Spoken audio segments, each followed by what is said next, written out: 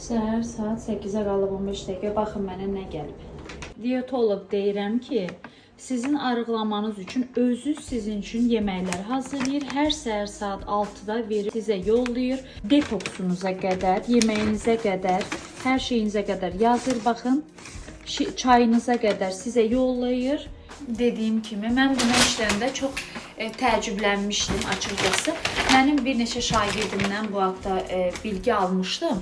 Hətta bir şagirdim gözümün önündə, yəni 10 gün içində gözlə görülür şəkildə kilo vermişdi. Mən də soruşdum, şagirdim də psixoloqdur özü. Diyetolog Sabrina xanımın yanına gedir və 10 gün içində mən dərsə gəldi. Dedim ki, belə bu qədər arıqlamağın dedim. Mən bunu araşdırdım detaylı, bilirsiniz, mən araşdırmadan bir qərar verməyi sevmirəm.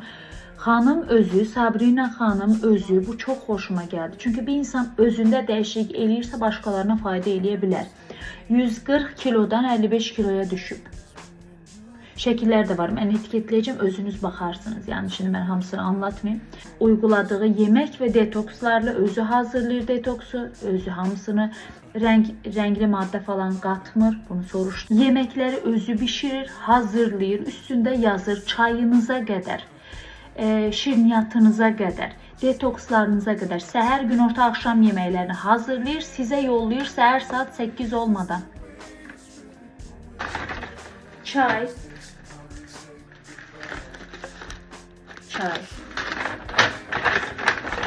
Bir dənə detoks saat 11'də. Üstündə də yazır, neçədə içəcəksiniz. Baxın.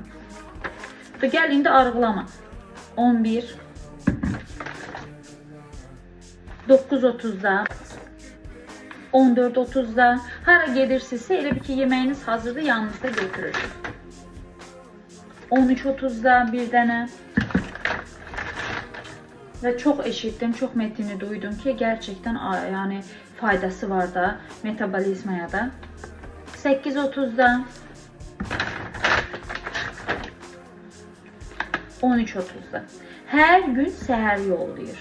Yazılırsınız Sabrina xanıma. Hər gün xanım üşənmədən sizin üçün hər gecə 3'ə qədər yeməkləri hazırlayır, səhər yollayır, axşama qədər düşünsünüz yeməkləriniz hazırdır. Bax, çox xoşuma gəldi məsələn. Və yeməyini də yollayıb mən çünki saat 17:30'da. Yeməyim 17:30'da.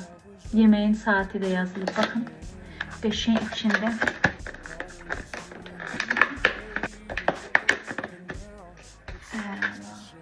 Bakın.